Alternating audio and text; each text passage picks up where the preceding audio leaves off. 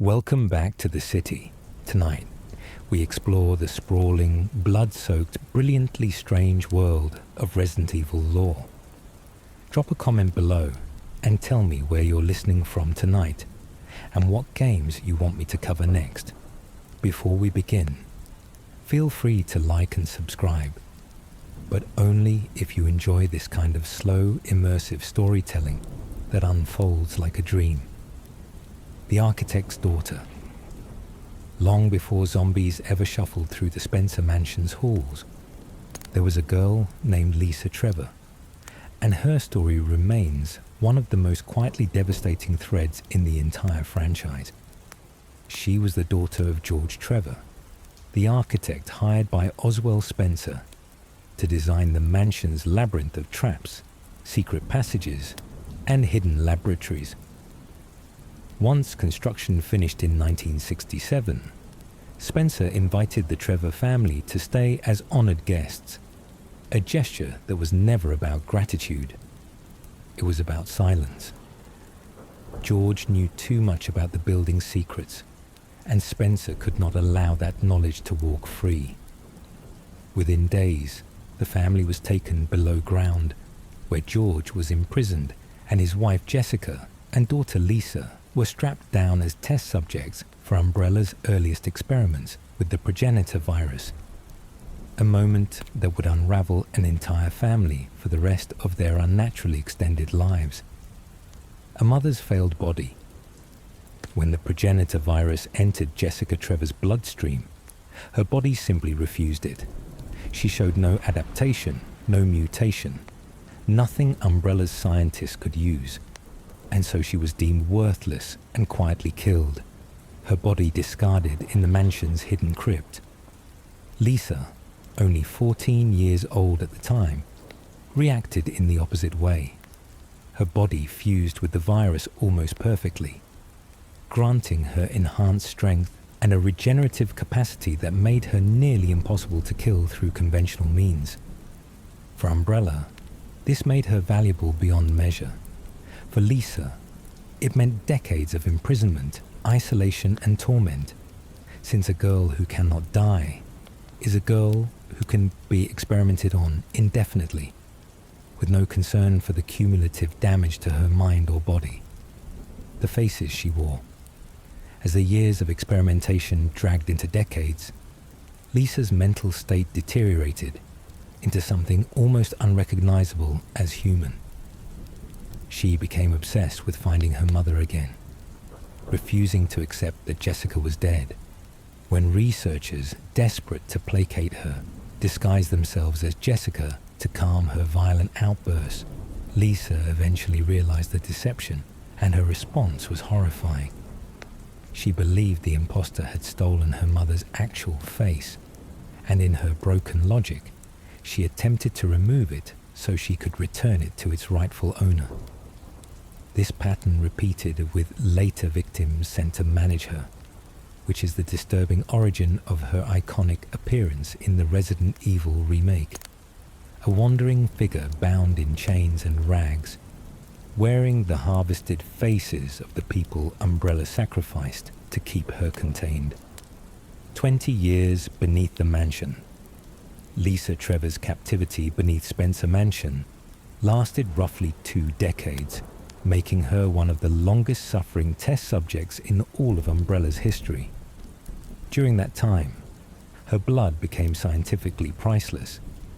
In 1988, researchers isolated a unique strain from her system that they named the Golgotha virus, a discovery that would later feed directly into some of Umbrella's most significant bioweapon breakthroughs.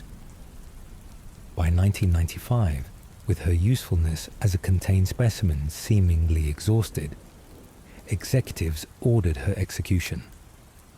Because of her extraordinary regenerative abilities, the security team that carried out the order waited 3 full days before declaring her dead, uncertain whether she would simply heal and rise again. Her body was removed for disposal, but Lisa's resilience meant this was far from the end of her story. The woman in the woods.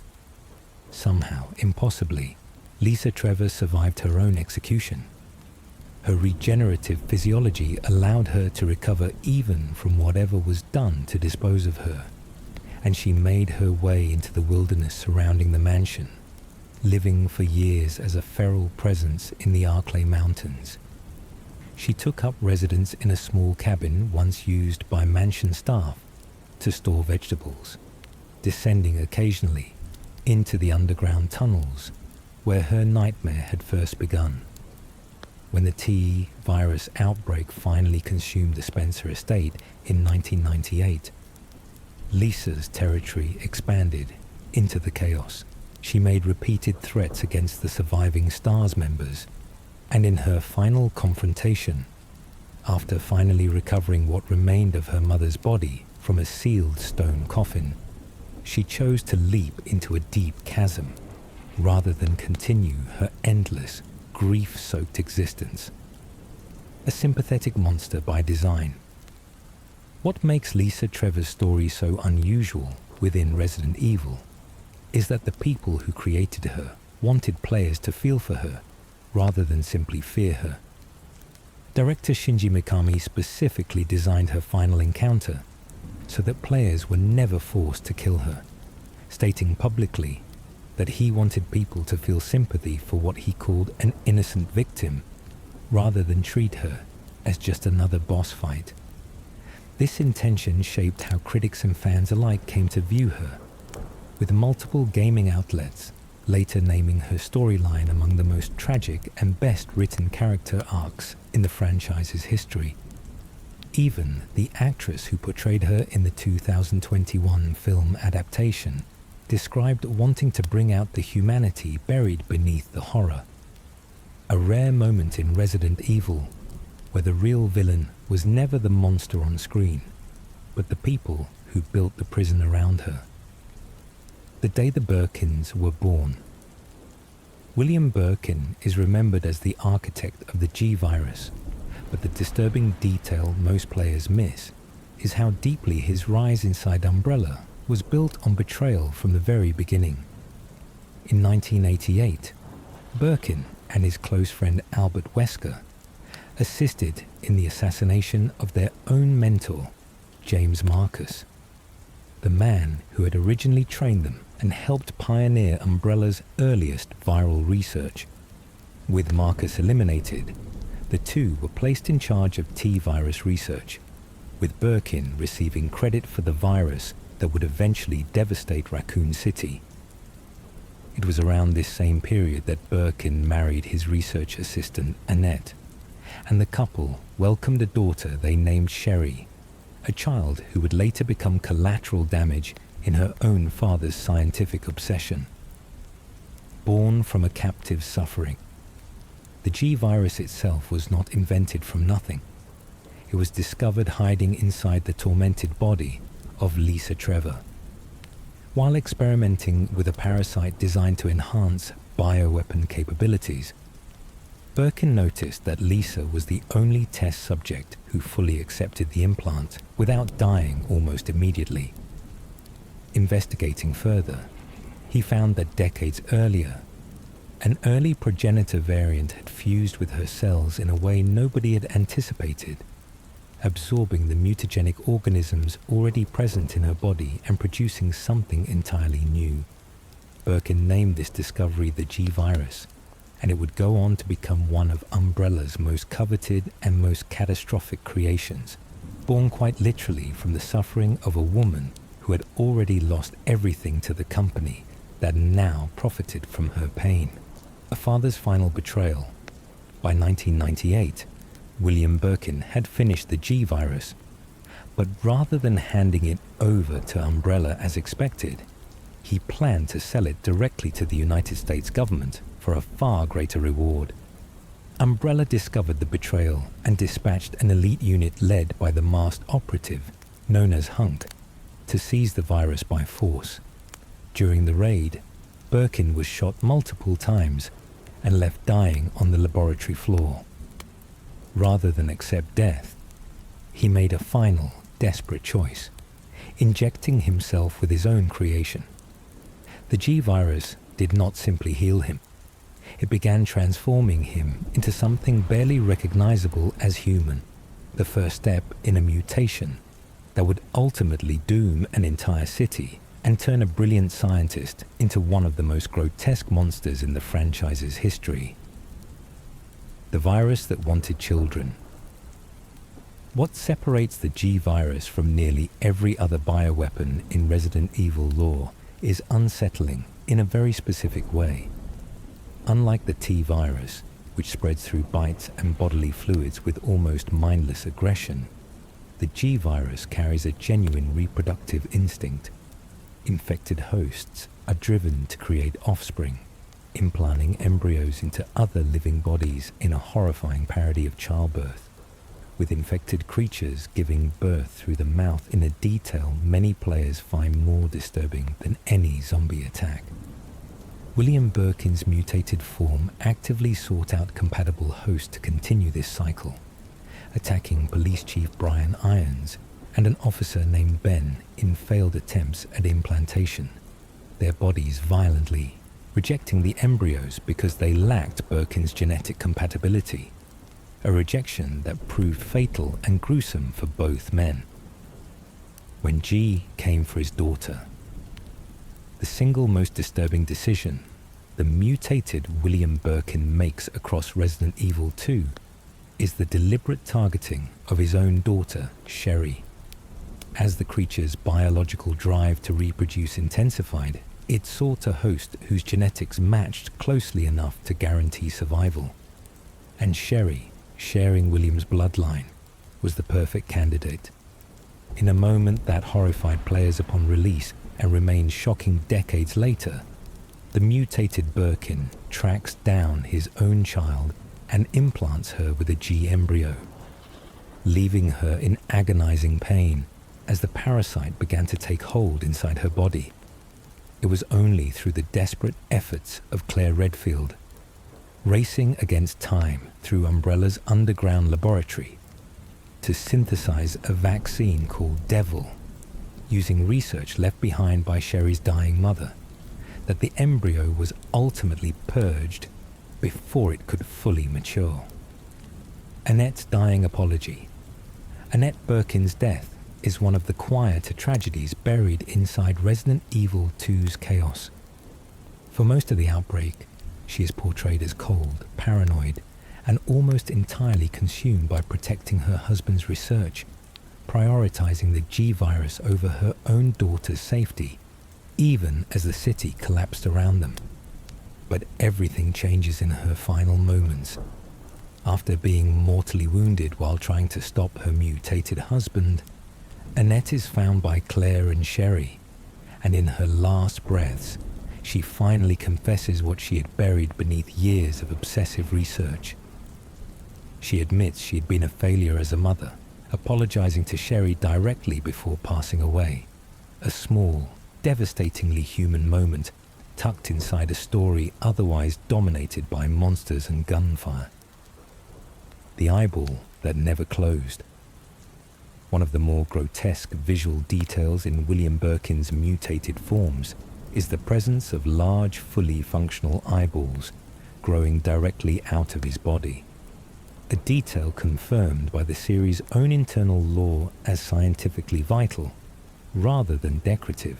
These exposed eyes are tied to how the G virus regulates its host's mutation and sensory awareness, allowing the creature to track movement even as the rest of its original human anatomy collapses into asymmetrical tumor-like growths.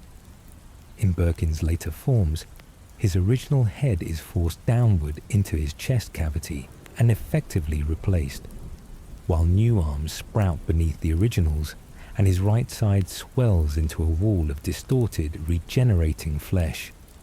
A transformation so severe that voice actors and designers had to constantly redesign his silhouette across each successive boss encounter.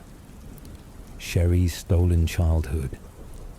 Sherry Birkin's survival came at a cost that lingered for years afterward. Though Claire Redfield's emergency vaccine purged the G embryo before it could mature, traces of viral material remained in Sherry's system permanently, granting her drastically slowed aging and significant regenerative capabilities that she would carry into adulthood. For a child who had already spent years neglected by parents, consumed with their bioweapon research, this lingering infection became one more thing she never asked for. A permanent biological reminder of the worst night of her life. She would go on to become a government agent specializing in bioterrorism response, in part because the virus inside her blood made her uniquely valuable to the very kind of organizations that had destroyed her family in the first place. A boy Umbrella never knew about. Albert Wesker is remembered as cold, calculating, and entirely without attachment, which makes the existence of his biological son almost impossible for fans to reconcile, even now. While stationed in America during the early 1990s, Wesker had a brief relationship with a Serbian immigrant woman from Edonia. He lost interest shortly after, never learning that she was pregnant when she returned to her home country. She gave birth to a son named Jake Muller in 1992 and raised him in poverty, telling him only that his father had abandoned them both. Jake grew up resenting a man he never knew, completely unaware that he had inherited one of the rarest, most biologically significant genetic traits in the entire Resident Evil universe. The blood that resists everything. Albert Wesker possessed an extraordinarily rare blood type that produced antibodies capable of resisting and even weakening dangerous viral strains, particularly those descended from the progenitor virus that started Umbrella's entire bioweapons program. This is precisely why Wesker was selected decades earlier as one of the so-called Wesker Children, a secretive eugenics initiative run under Oswell Spencer's direction that gathered gifted children from around the world specifically for their superior genetics, later branding them all with the same surname. When Jake Muller was conceived without his father's knowledge, he inherited this same rare blood quality, making him naturally immune to nearly every viral weapon Umbrella and its successors would later develop. A genetic inheritance that turned an impoverished mercenary into one of the most strategically valuable human beings alive without him ever realizing it.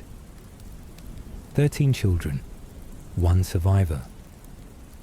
The Wesker Children program eventually narrowed its candidates down to just 13 individuals worldwide, each selected for inherited intelligence and biological promise, then raised in secrecy under Spencer's funding, before being approached as adults with offers of employment inside Umbrella. When the time came to test an experimental virus designed to push these chosen individuals into an evolved physical state, the results were catastrophic. 11 of the 13 subjects died from the infection almost immediately, their bodies unable to withstand the violent mutation process. Only 2 candidates survived.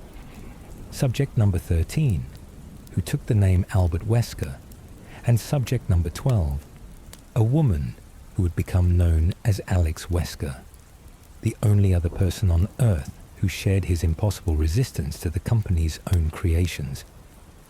The son who hunted him. When agents working for a shadowy organization called the Family began investigating Albert Wesker's past following his death, they uncovered records suggesting he had fathered an illegitimate child. Tracking down Jake Muller in war-torn Edonia, they secured a DNA sample, confirming he carried his father's unique antibodies, instantly making him one of the most sought-after human beings on the planet for anyone hoping to weaponize his blood. Jake was captured alongside Sherry Birkin and held for 6 months inside a secret facility where he learned for the first time the full extent of who his father truly was, a man who had nearly succeeded in wiping out humanity. The revelation forced Jake to confront an unbearable question that haunted him throughout his ordeal, wondering how much of his father's monstrous nature might already be living quietly inside his own blood. A friendship built on lies. For years, William Birkin considered Albert Wesker one of his closest friends and most trusted colleagues inside Umbrella's research division, unaware that Wesker had been quietly investigating Oswald Spencer's true intentions the entire time. The two men collaborated extensively on early bioweapon research, including dangerous experimentation involving Lisa Trevor. Yet Wesker harbored ambitions that went far beyond simple corporate loyalty. By the time the Spencer Mansion incident unfolded in 1998, Wesker had already decided to abandon Umbrella entirely, using the chaos of the outbreak as cover to fake his own death and steal valuable research data, a betrayal so complete that even Birkin, who considered himself perceptive enough to see through anyone, never saw it coming until it was far too late to matter. The mother who lost everything twice. Mother Miranda's transformation from grieving woman into one of Resident Evil's most disturbing antagonists began with an almost unbearably human tragedy. In the early 20th century, her only daughter, Ava, died at just 10 years old during the global Spanish flu pandemic that devastated her remote Eastern European village. Overwhelmed by grief, Miranda descended into caves beneath the village, intending to end her own life, only to discover an enormous ancient fungal organism known as the megamycete. Touching it connected her to the memories of countless people the fungus had absorbed over centuries, including, impossibly, fragments of her own daughter, whose body had been consumed by the organism shortly after burial, planting the obsession that would consume the next 100 years of Miranda's unnaturally extended life. A century of failed resurrections. Convinced that Ava's consciousness still existed somewhere inside the megamycete's vast hive memory, Miranda dedicated the rest of her impossibly long life to recovering her daughter through any means necessary. She began infecting sick villagers with a parasite she derived from the fungus and named Kadu, the Romanian word for gift, using the resulting miraculous recoveries to position herself as a prophet, and eventually as the venerated religious leader known simply as Mother.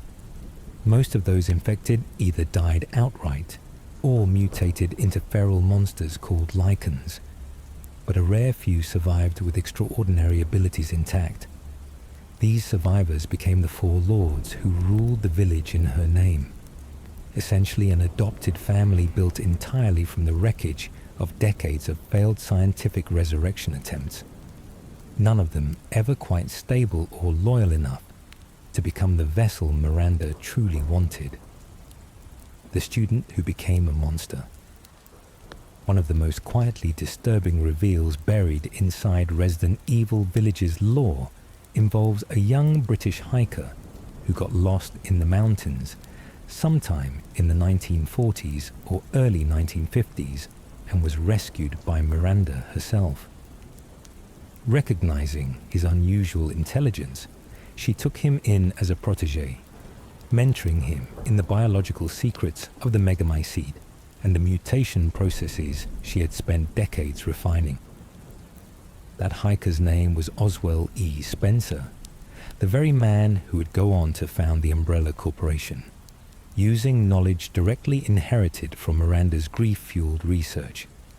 It means the entire foundation of Umbrella's bioweapons empire, a company responsible for the deaths of untold thousands, traces back to one woman's desperate, decades-long attempt to bring her dead child back to life. A failed daughter, twice over. When Miranda eventually partnered with a shadowy organization called The Connections, she supplied them with a sample of the mold and a cloned embryo derived from her late daughter Ava's DNA, hoping their resources could finally succeed where her own experiments had failed. The result was Eveline, the central antagonist of Resident Evil 7, artificially aged to resemble a 10-year-old child, specifically because children could move through crowds, schools, and refugee camps without suspicion. But Miranda ultimately rejected Eveline as a failure, deeming her unfit as Ava's vessel. A rejection Eveline never recovered from emotionally. It left her desperately obsessed with finding a family of her own, a need so consuming it would eventually doom the entire Baker household in the swamps of Louisiana. The family Eveline stole. After a violent escape from the cargo ship transporting her into hiding, Eveline washed ashore near the Baker family's rural Louisiana property, along with her assigned caretaker, Mia Winters. The Bakers, unaware of what they were truly dealing with, took the unconscious pair in out of simple human decency, only for Eveline to infect the entire household one by one once she regained her strength. It took roughly 2 weeks for the family to fall completely under her control, with brief lapses where they would return to their normal selves, confused and deeply disturbed by gaps in their memory they could never quite explain. Over the following 3 years, Eveline forced Jack, Marguerite, and their son Lucas to abduct homeless people and unsuspecting tourists, expanding her twisted vision of a family one captured stranger at a time. A child who only wanted to be loved. What separates Eveline from most Resident Evil villains is that her cruelty was never really about malice in any traditional sense. She was a weapon built without a childhood, abandoned by the woman who created her, and desperate for the affection she had been engineered to never receive. This desperation surfaces most clearly in her final confrontation with Ethan Winters, where, faced with her own death, Eveline breaks down crying and asks why everyone hates her, seemingly unaware of the horror she had inflicted on an innocent family. It's a disturbing inversion of the usual monster narrative, forcing players to kill something that, despite the bodies stacked in its wake, never understood it was doing anything wrong at all. The vessel Miranda always wanted. Years after the Baker incident, Miranda learned that Ethan Winters and his wife Mia had conceived a daughter named Rosemary, born from 2 parents who had each been infected with mold during the events of Resident Evil 7. To Miranda, this made Rose the perfect candidate, a body naturally compatible with the very organism she had worshipped for a century. She infiltrated the Winters household by physically transforming herself into a duplicate of Mia, using assimilated DNA, living undetected inside Ethan's own home before abducting the infant for a ceremony intended to finally resurrect Ava inside Rose's body. The ceremony technically succeeded in reviving her consciousness, but it was Rosemary's own mind that emerged, not Eva's, leaving Miranda's century of obsession to end not in triumph, but in a devastating final failure. The castle that conceals a tragedy. Even Alcina Dimitrescu, the towering vampiric matriarch players first meet prowling her gothic castle, exists because of Miranda's relentless experimentation. Dimitrescu received one of the earliest Cadu implantations as part of Miranda's attempts to create a stable vessel, granting her dramatic shape-shifting abilities, immense strength, and an unnatural hunger that manifests as her infamous craving for blood. Miranda privately considered her too mutated and unstable to ever serve as Eva's host, a quiet rejection that nonetheless allowed Dimitrescu to build something resembling her own twisted family, the so-called daughters she created using leftover Cadu applications and remnants of failed experiments. A small, dark mercy inside Miranda's otherwise singularly selfish century of grief. the Spanish flu's hidden legacy. It's a detail many players never connect, but the entire chain of events leading from Mother Miranda to Oswell Spencer to the Umbrella Corporation to Eveline to the Baker family massacre can be traced back to a single global pandemic.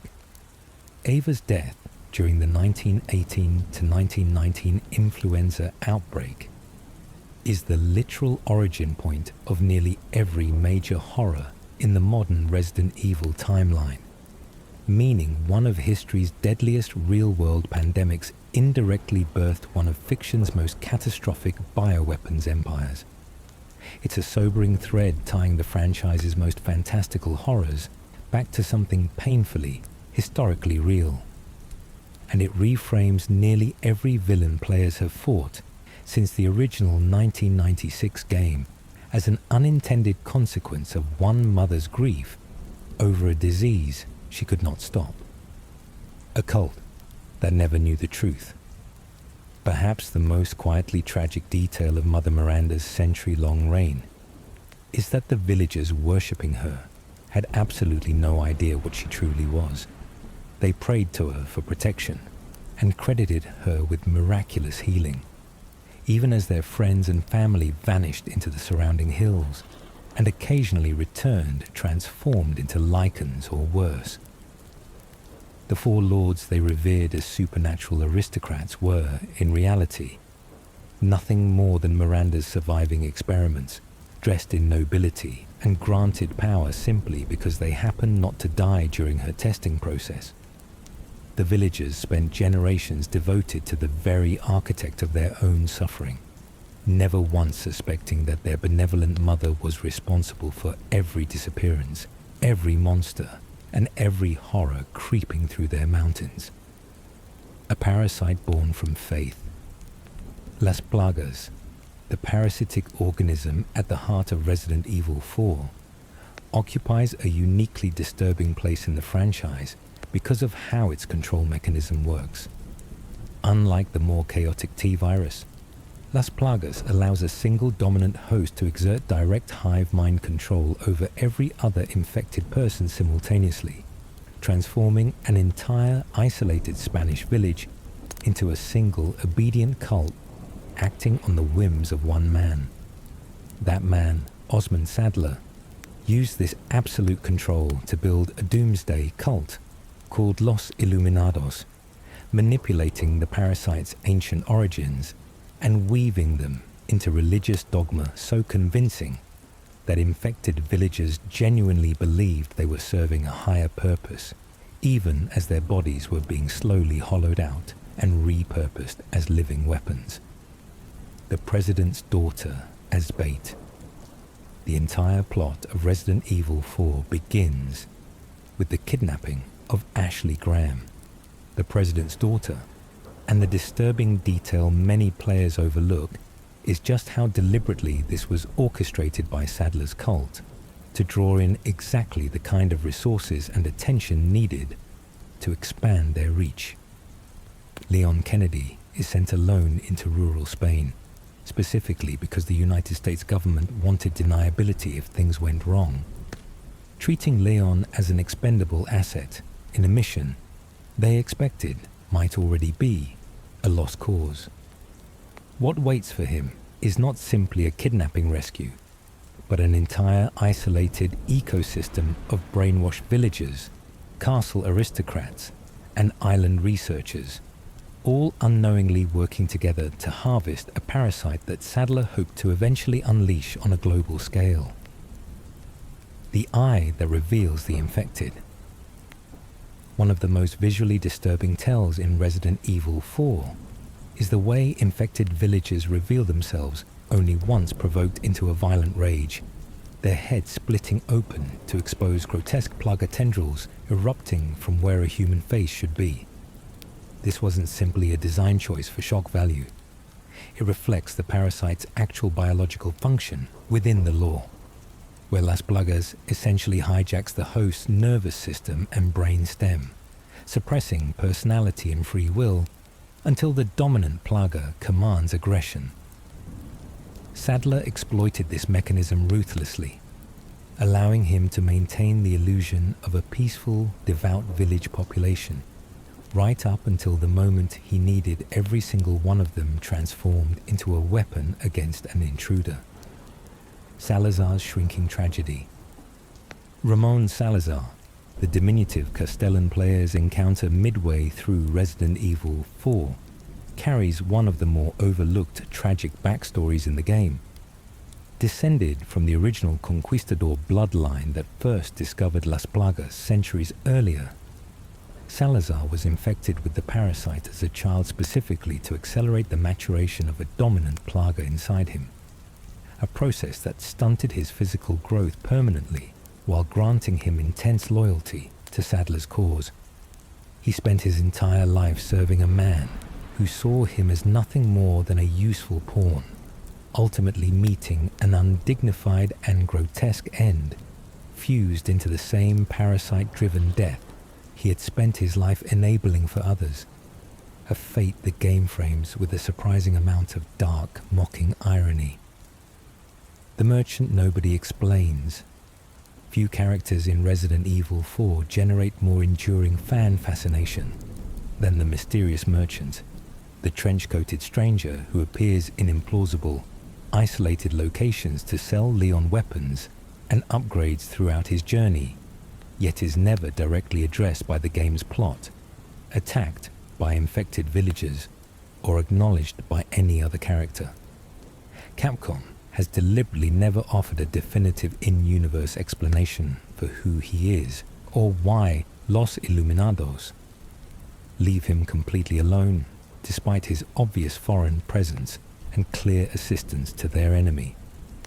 This ambiguity has only deepened over multiple remakes and re-releases, with the character becoming an enduring symbol of the franchise's willingness to let some mysteries remain permanently, deliberately unresolved, purely for atmosphere. The disease Ashley almost became. Ashley Graham's kidnapping wasn't simply about leverage against the American government. Sadler intended to implant her with a plaga and use her position as the president's daughter to spread the parasite into the highest levels of global power. A plan that could have given Los Iluminados unprecedented influence over world affairs through mind control alone. The horror of this plan becomes literal partway through the game, when Ashley is in fact infected, forcing Leon into a desperate race against time to retrieve a serum, before the implanted plaga matures into something capable of fully overriding her free will, transforming the president's own daughter into another obedient extension of Sadler's cult. A political horror story disguised inside a survival action game. The tyrant that wasn't supposed to talk, the very first tyrant prototype. Umbrella produced, designated the T-001, was meant to demonstrate the company's mastery over engineered super soldiers, yet it proved disastrously easy for trained STARS members to dispatch in Resident Evil 0, exposing a critical weakness in its design philosophy. The T-002 that followed performed only marginally better before its own destruction during the original Spencer Mansion incident, prompting Umbrella to clone its remains and mass-produce the more refined T-103 model. It was this lineage of repeated failure and refinement that eventually produced both the towering, relentless Mr. X of Resident Evil 2 and, through a far darker experiment involving parasitic infection, the creature that would become Nemesis, meaning every iconic tyrant players have fled from across the franchise descends from Umbrella's earliest, clumsiest mistakes. A parasite stitched into a killing machine. Nemesis was never simply a tyrant. It was the result of a deliberate, gruesome surgical experiment in which Umbrella's European researchers implanted a custom-engineered parasite called NE-alpha directly into a T-103 model spine, hijacking its nervous system to form an entirely new secondary brain. The process was so violent that the implantation tore open the tyrant's face right arm, chest and abdomen, forcing the development staff to surgically staple the torn flesh back together, with the host losing its nose, lips and right eye in the process. What emerged was a creature capable of independent thought, weapon use and even speech, repeatedly growling the word stars as it hunted down the very survivors who had destroyed Umbrella's earlier bioweapon projects, making Nemesis less a monster born of accident and more a weapon engineered for very specific, very personal revenge. The goddess behind the name. Even Nemesis's name carries a deliberately ominous weight rooted in ancient mythology, rather than simple villain branding. Capcom drew the title directly from Nemesis, the Greek goddess of vengeance and retribution, whose very name translates roughly to enemy, a choice that perfectly mirrors the creature's singular, relentless purpose of hunting down and eliminating every remaining member of Stars.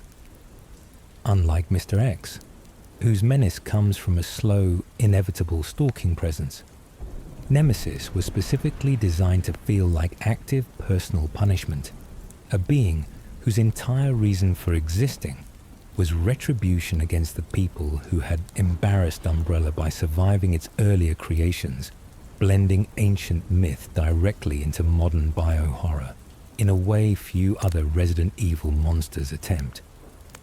The coat that hid a time bomb. Nemesis's signature trench coat was never simply a stylistic choice to make the creature look human enough to be unsettling. Within the game's internal lore, the coat conceals an engineered power limiter built specifically to restrain the NE-alpha parasite's growth and prevent uncontrolled mutation that could destroy the host entirely before its mission was complete. Despite this safeguard, every encounter with Jill Valentine throughout Raccoon City gradually destabilized the containment system, causing Nemesis to mutate further with each fight, eventually losing increasing amounts of intelligence in exchange for raw destructive power. By its final confrontation, the once articulate hunter capable of speech and weapon use had degraded into a massive, barely coherent tentacled mass, its mission long since overridden by uncontrollable biological survival instinct. A mentor's research turned against him.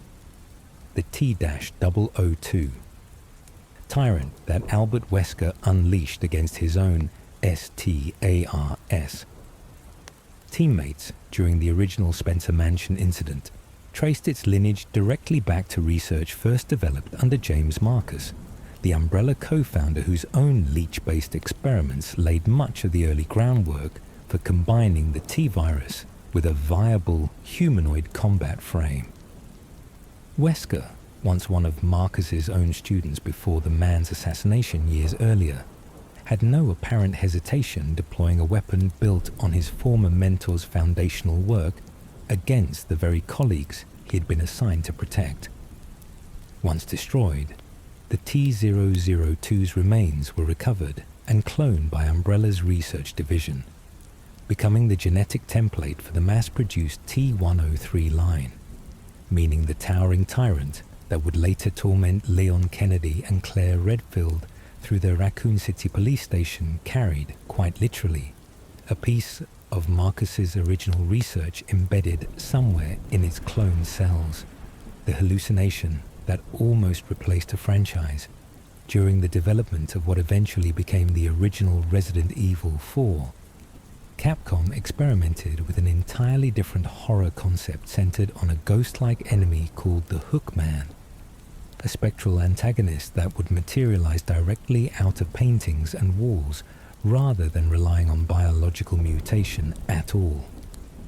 This version leaned heavily into psychological horror and hallucination, with the protagonist questioning his own sanity throughout the experience.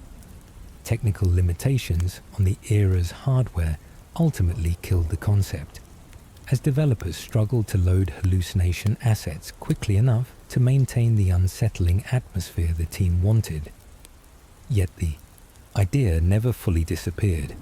resurfacing years later in a radically refined form as the deeply disturbing House Benevento sequence within Resident Evil Village, proving that even abandoned horror concepts can find their way back into the franchise decades later.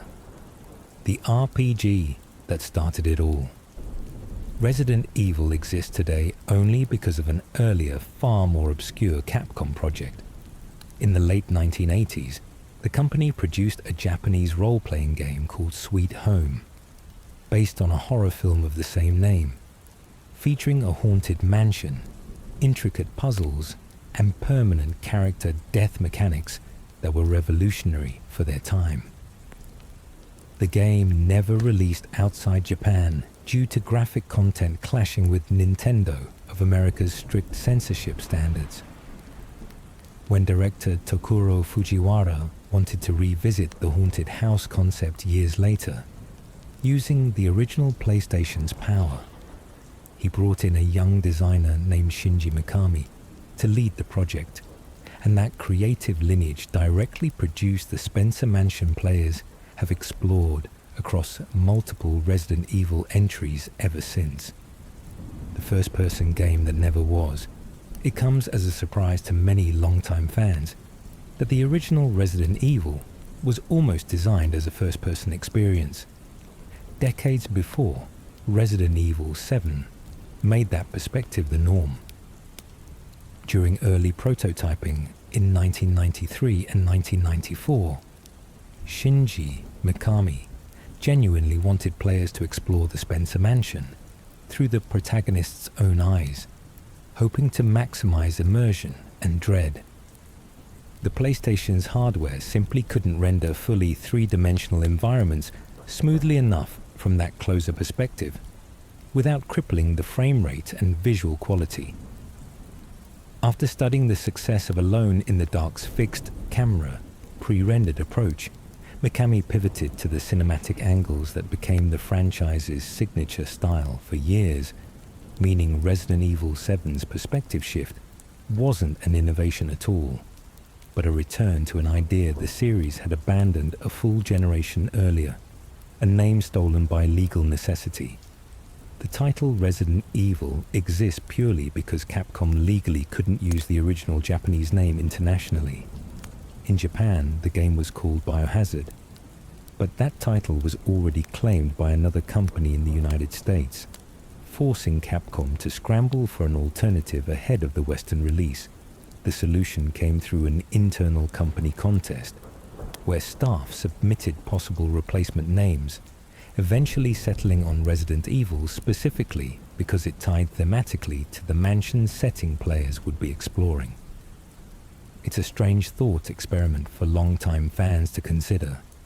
An entire multi-decade, multi-billion-dollar horror franchise potentially existing under a completely different name today if one earlier trademark dispute had simply gone the other way. The zombie that defined a genre. Among the thousands of undead creatures populating the Resident Evil universe, one specific corpse left an outsized impression on an entire generation of horror fans. Early in the original 1996 game, players exploring the Spencer Mansion discover the body of fellow STARS member Kenneth Sullivan being slowly devoured by a zombie that turns to face the camera mid-meal. A moment so unexpectedly visceral that it became one of gaming's most referenced and parodied horror introductions. The scene's lasting cultural impact is a clear demonstration of just how effectively limited, blocky, late 1990s graphics could still generate genuine dread when paired with deliberate pacing and a camera angle designed specifically to disorient and unsettle rather than simply inform. The VR demo that disturbed an industry. Before Resident Evil 7 fully embraced virtual reality, Capcom tested the waters with an unsettling tech demo called simply Kitchen, shown at a major gaming convention in 2015. In it, players found themselves physically restrained to a chair inside a grimy, photorealistic kitchen, while a deranged woman attacked them at close range with a knife, an experience so visceral that it generated significant buzz purely from how genuinely uncomfortable it made attendees. The demo proved instrumental in convincing Capcom that virtual reality could meaningfully amplify the franchise's particular brand of claustrophobic, intimate horror, directly influencing decisions that would eventually shape the full VR implementation of Resident Evil 7's release, a rare case of a tech showcase directly informing the creative direction of an entire mainline game. The console port that almost was. Decades before mobile gaming became commonplace, Capcom seriously attempted to bring the original Resident Evil to the Game Boy Color, a project that reportedly reached roughly 90% completion before being unceremoniously scrapped. The company ultimately concluded that the experience couldn't be translated faithfully enough to satisfy either players or Capcom's own quality standards on such limited hardware, choosing cancellation over releasing something that might tarnish the franchise's reputation. Some rudimentary footage of the nearly finished build still circulates among dedicated archivists today, offering a strange glimpse into an alternate timeline where survival horror's most famous mansion might have first been explored on a tiny monochrome handheld screen rather than a television. Characters cut before they existed. The original Resident Evil's now iconic STARS roster very nearly looked completely different. Early development included designs for characters who never made the final cut, including one named Dewey, envisioned as a tall, humorous addition meant to provide lighter comic relief amid the horror, and another called Gelza, conceived as a hulking cyborg whose brute strength would have given the team a more overtly science fiction edge. Both characters were ultimately abandoned as the team refined its vision toward the more grounded, human cast players ultimately came to know. A reminder that even foundational franchise entries go through dramatic identity shifts behind the scenes before settling into the version that eventually reaches players. The cover art mystery. Few pieces of Resident Evil promotional art have generated more enduring fan debate than the original game's box cover, depicting a lone soldier wielding a massive shotgun and facing down an unseen threat in the mansion's dim hallway. For years, fans speculated the figure was meant to be Chris Redfield specifically, based on similarities in his clothing and his status as one of the game's two playable protagonists. Yet Capcom has never definitively confirmed the figure's identity. The ambiguity has only added to the image's mystique, with the cover remaining one of the most recognizable and frequently referenced pieces of art in gaming history, regardless of whether the soldier depicted was ever meant to represent a specific named character at all. A cooperative mode lost to time. During development of the very first Resident Evil, Capcom experimented with a cooperative mode that would have allowed two players to explore the Spencer Mansion simultaneously, years before such features became a defining staple of later entries. Technical constraints of the era ultimately made the concept unworkable, forcing the team to abandon it in favor of the single protagonist structure that shaped the franchise's identity for years afterward. The idea never fully disappeared, eventually resurfacing in spin-off titles and later mainline entries that embraced cooperative play directly, proving that even concepts cut from the franchise's earliest days had a tendency to quietly resurface decades later in forms the original developers might never have anticipated. The daughter's disappearing face, one of Resident Evil 7 and Resident Evil Village's strangest, most deliberate design choices, involves how rarely players ever see protagonist Ethan Winters' face clearly on screen. cutaways, conveniently placed objects, and careful camera angles consistently obscure his features throughout both games. A decision that occasionally frustrated fans enough to become a genuine point of online discussion. The choice was entirely intentional, designed to make Ethan feel like a blank vessel for player projection, rather than a fully defined character with his own established personality, reinforcing the first-person perspective's immersive intent. The mystery only deepens once players learn the full truth about what Ethan actually is, transforming a simple stylistic quirk into a piece of foreshadowing that rewards careful attention upon a second playthrough. The reveal that changes everything. Without spoiling too much for newer fans, one of the most disturbing late-game revelations in Resident Evil 7 fundamentally recontextualizes everything players believed about Ethan Winters' journey through the Baker's household. The truth about his actual condition forces a complete re-evaluation of his physical resilience throughout the game, explaining away years of player jokes about his seemingly impossible survival of horrific injuries. It's a twist that mirrors broader thematic concerns running throughout the mold-infected storylines of both Resident Evil 7 and Village, where identity, family, and physical survival become disturbingly intertwined, blurring the line between who a person is and what merely wears their face and memories forward into situations no ordinary human body could endure. The Lord who was discarded into a swamp. Salvatore Moreau, the third of Miranda's four lords, presents one of the more openly pitiable figures within Resident Evil Village's gallery of monsters. His Cadu implantation left him fused into a grotesque, semi-aquatic form, his body weeping a foul-smelling mucus that he himself seems acutely, miserably aware of, repeatedly lamenting his own appearance and isolation, even as he carries out Miranda's orders without complaint.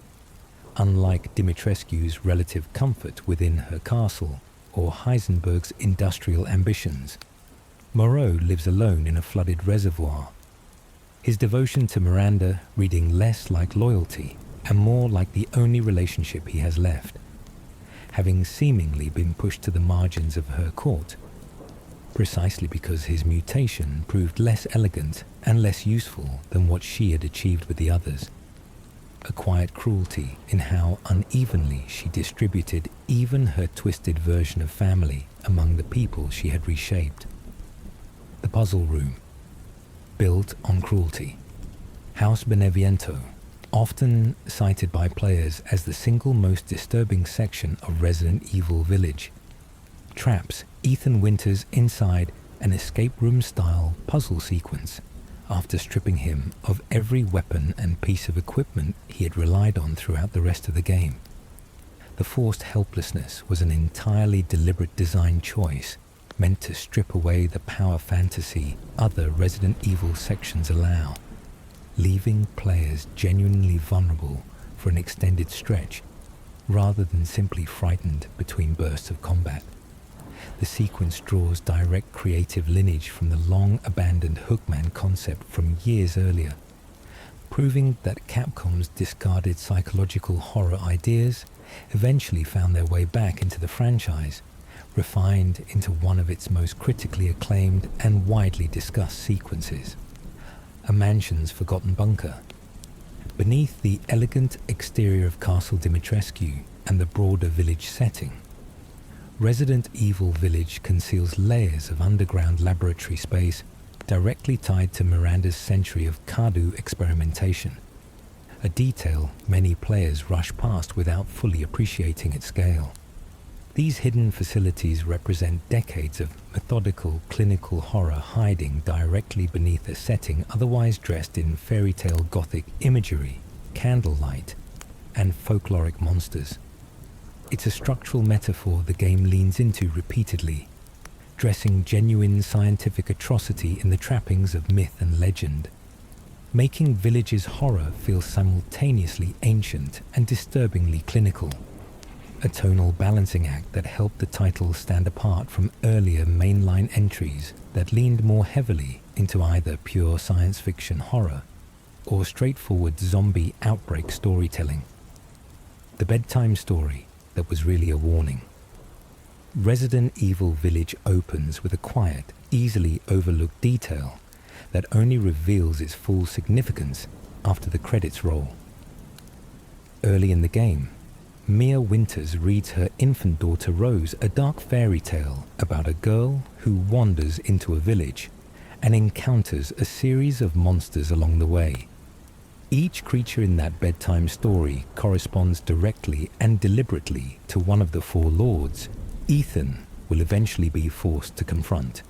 The castle vampire, the haunted dollhouse keeper, the swamp-dwelling creature, and the industrial factory monster, meaning the game was quietly telegraphing its entire structure to players from the very first scene, dressed as a harmless piece of family bonding, rather than the unsettling piece of foreshadowing it actually represents. The genocide nobody talks about. With her plans for resurrecting Ava ultimately collapsing into failure, Mother Miranda made a decision so coldly pragmatic that it's easy to overlook amid Resident Evil Village's more visually spectacular horrors.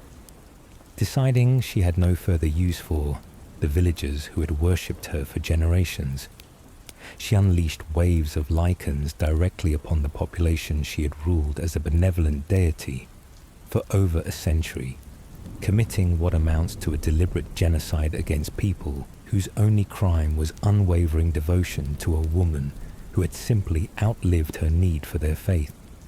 It stands as one of the most quietly chilling decisions in the entire franchise, a reminder that beneath the gothic monsters and folkloric dread, Resident Evil Village's true horror was always rooted in betrayal by someone the villagers trusted completely. A cycle without an end. Even after her death at Ethan Winters' hands, Mother Miranda's consciousness reportedly persisted within the Megamycete's vast hive memory, where she continued attempting to manufacture fake versions of Rose as substitute vessels for her long-dead daughter, seemingly unable to accept that her century of obsession had truly ended. The implication is deeply unsettling, suggesting Miranda's grief had become so totalizing that even death itself couldn't fully extinguish her singular, doomed purpose.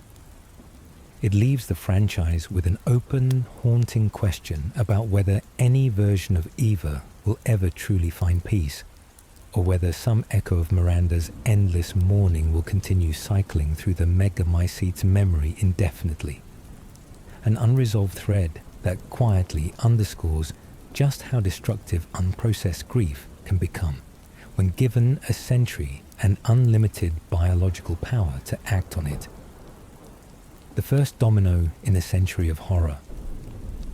Stepping back from any single character or location, the most disturbing realization many longtime fans eventually arrive at is just how directly traceable the entire Resident Evil timeline becomes once Mother Miranda's origin is fully understood. One grieving mother's refusal to accept her daughter's death from a real-world pandemic ultimately produced Oswald Spencer, who founded Umbrella, which produced the T-virus, the G-virus, and decades of bioterrorism stretching from Raccoon City's destruction, all the way to Eveline and the Baker family massacre. It reframes nearly every iconic monster and outbreak players have fought through since 1996, as branches extending from the exact same root cause. A single act of maternal grief refracted across more than a century and an ever-expanding catalogue of biological horror. The conquistadors who found a god. Centuries before Osmond Sadler ever built his cult around Las Plagas, the parasite was first discovered by Spanish conquistadors exploring the region that would later become the setting for Resident Evil 4. According to the game's in-universe history, These early explorers encountered the dormant parasite and, rather than simply studying it as a biological curiosity, began worshipping it as a divine entity, weaving its strange properties into religious practice that would echo through the bloodline for hundreds of years afterward.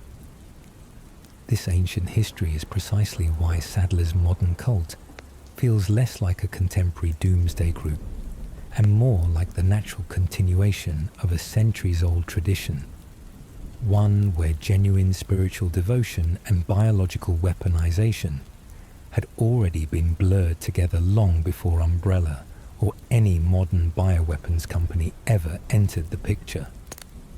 The castle that hid a sail.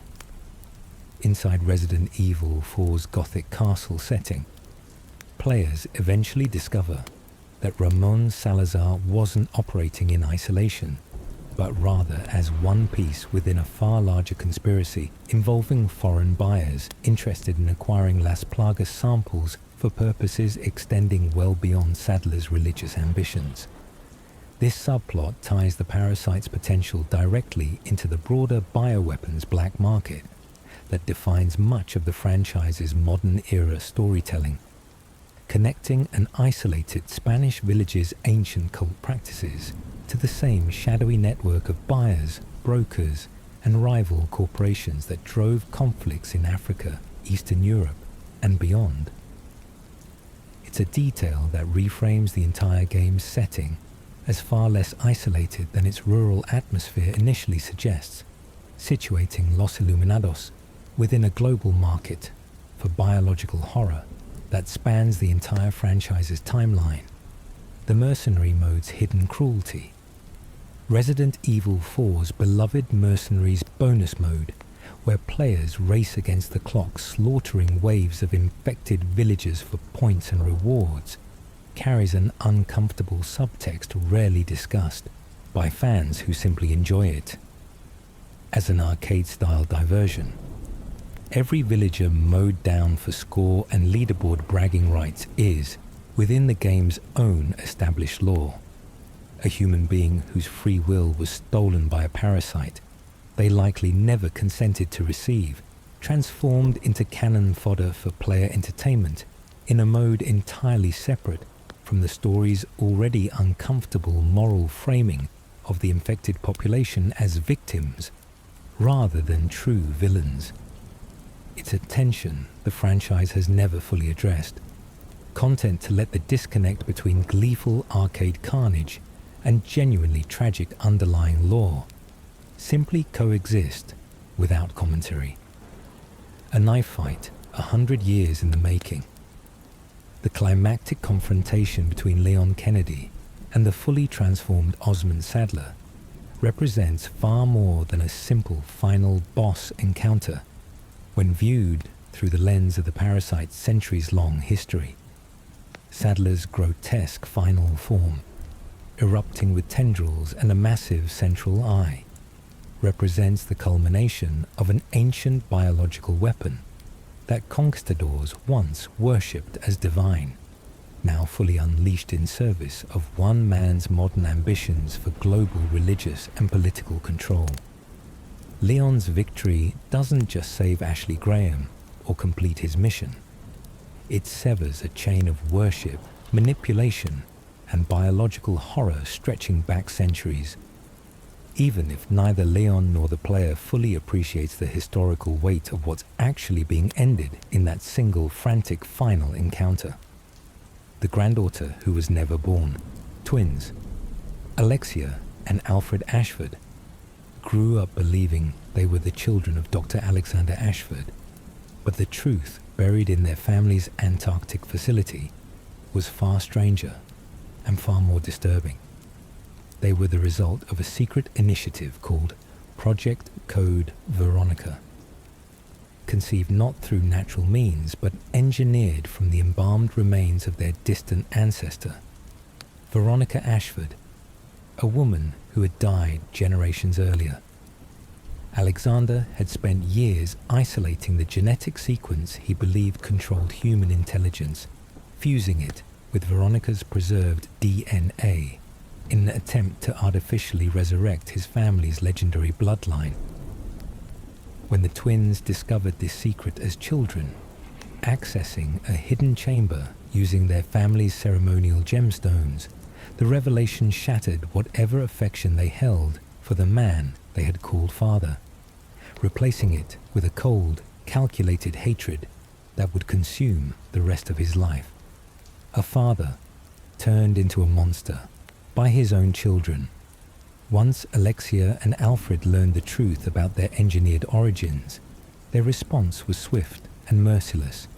The twins captured Alexander, the man who had raised them, and used him as the first test subject for Alexia's newly developed T. Veronica virus, a strain she had created by combining the progenitor virus with an ancient pathogen discovered inside a queen ant. The experiment succeeded only in transforming their father into a shrieking, mutated horror the staff came to call Nosferatu, and rather than showing remorse, the children simply deemed him a failed experiment and chained him inside a hidden chamber, where he remained in solitary, agonized confinement for 15 consecutive years, his cries echoing through the Antarctic base, while his own children moved forward with their lives as though he had never existed at all. 15 years, asleep to survive her own virus. Alexia Ashford's solution to perfecting her own creation was as unsettling as the virus itself. Having watched her father's body violently reject rapid mutation, she calculated that her own system needed 15 years of induced cryogenic sleep to allow the T. Veronica virus to mature within her unconscious body without destroying her, slowed by the cold to a controlled, gradual pace. She injected herself in December of 1983 and entered stasis, leaving her brother Alfred behind with strict instructions to protect her and maintain the family's affairs until the moment came to wake her. Umbrella was told she had died in a tragic laboratory accident, and the company quietly sealed away all research related to T. Veronica, unaware that one of its most dangerous creations was simply sleeping, patiently waiting more than a decade and a half to fully awaken. The brother who became his sister. Left alone for 15 years with only the responsibility of protecting his comatose sister, Alfred Ashford's mental state deteriorated into something genuinely tragic. Isolated on Rockfort Island and increasingly detached from reality, he developed a profound personality split, dressing in Alexia's clothing, adopting her voice and mannerisms, and behaving as though his sister's consciousness had somehow merged with his own while she slept. This wasn't simple cosplay or grief. Internal logs and observers describe it as a genuine Hitchcockian psychological break, a man so consumed by devotion and loneliness that he essentially erased his own identity to keep some version of his twin sister alive in his daily existence. When Alexia finally awoke and found him dying from injuries sustained protecting her legacy, she barely had time to grieve before turning her attention fully toward global domination. Siblings who shared more than blood. Beyond the disturbing nature of their engineered birth and their father's torture, the Ashford twins' relationship carried an additional layer of discomfort that the games never shy away from depicting. Documents and observed behavior strongly suggest an inappropriately intimate bond between Alexia and Alfred that crossed well beyond typical sibling affection, with Alexia treating him as her primary source of comfort in a world she viewed with open contempt. A disturbing home video discovered during gameplay shows the pair as children calmly watching ants devour a live dragonfly they had deliberately mutilated together, a small but telling glimpse into a world view where cruelty toward weaker creatures was treated as entertainment, foreshadowing the casual disregard for human life both twins would carry into adulthood. The daughter who became a living weapon against her will. Carla Radams entered Derek Simmons' research program as a gifted prodigy who earned her doctorate in genetics at just 15 years old, driven by a desperate need to win the approval of a man she had become infatuated with over the course of a decade. Simmons, obsessed with a rival agent named Ada Wong, secretly tasked Carla with perfecting a virus capable of cloning Ada's exact genetic structure, never telling her that he viewed the project as nothing more than building himself a replacement. After more than 12,000 failed attempts, spanning a decade, researchers discovered that Carla herself possessed the closest genetic compatibility to succeed. Simmons did not hesitate. He had the woman who trusted him completely seized and forcibly injected with her own creation, transforming her against her will into an exact physical and psychological copy of the woman he truly desired. A birthday tape for a stolen identity. The transformation that erased Carla Radams was documented on a chilling piece of evidence later discovered deep inside Simmons's research archives. Footage capturing the moment Carla emerged from her cocoon as a perfect duplicate of Ada Wong was labeled with a deliberately cruel title, Happy Birthday Ada Wong, treating the violent erasure of one woman's entire identity as a cause for celebration rather than horror. In the months that followed, Simmons personally trained his new creation to speak, move, and think exactly like the real Ada, conditioning her so thoroughly that for a time she genuinely believed herself to be the woman whose face she now wore. Buried beneath that conditioning, however, fragments of Carla's original consciousness lingered, growing louder with each passing month until they finally broke through entirely. A voice in her head she couldn't silence. As Carla's stolen identity as Ada Wong solidified, surviving notes reveal a woman slowly being torn apart from the inside by competing selves. She wrote of feeling a horrible darkness rising whenever she looked into Simmons's eyes, an emotion she couldn't initially explain given how thoroughly she'd been conditioned to love him. The voice grew louder over time, repeatedly urging her to kill him and destroy everything he had built, until the surviving fragment of Carla Radams finally overpowered the artificial Oda persona entirely. What followed was a campaign of calculated revenge so extensive it would eventually claim tens of thousands of lives across multiple continents, all rooted in the trauma of a woman whose entire selfhood had been violently overwritten by the very man she had once trusted more than anyone else in the world. 12,000 sacrificed for one success. The sheer human cost behind Project Ada rarely receives the attention its scale demands. Over the decade, Carla spent attempting to perfect the C virus's cloning capability. More than 12,000 separate human test subjects were sacrificed in failed attempts. Their bodies mutated into grotesque, unstable creatures that were simply discarded once their failure became apparent. It was only on the 12,235th attempt, using Carla herself, that the experiment finally succeeded.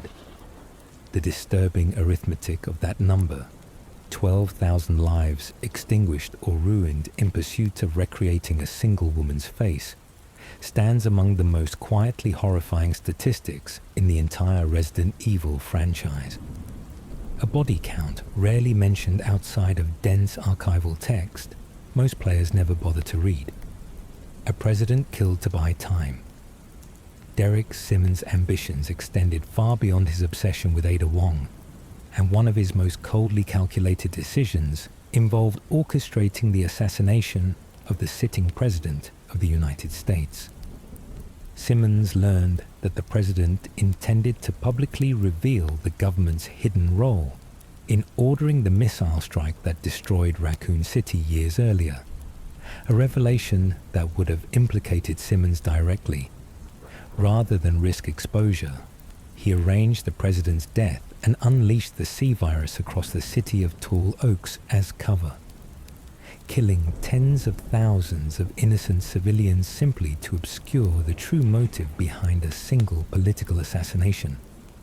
A decision that reveals just how disposable human life had become to a man who had spent his entire career manipulating governments from the shadows. Helena's impossible choice. Secret Service agent. Helena Harper's involvement in Resident Evil 6's events began with one of the franchise's quieter but most emotionally devastating moments. Simmons kidnapped her younger sister Deborah and forced Helena into an unbearable position, threatening to kill Deborah unless Helena helped him orchestrate the president's assassination from the inside. Helena complied, believing it was the only way to save her sister's life, only to discover that Simmons had infected Deborah with the C virus regardless, leaving her to mutate into a monstrous creature that Helena was ultimately forced to confront herself. The weight of having unknowingly helped enable a presidential assassination, while still losing the one person she was trying to protect, haunts Helena throughout the remainder of the game. A quiet tragedy buried beneath the more visually spectacular horror surrounding her.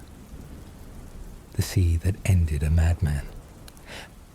After years spent leading the Umbrella Security Service through some of the franchise's most catastrophic incidents, the masked operative known only as Hunk survived the Raccoon City outbreak by escaping with a recovered G virus sample mere moments before the city's eventual destruction.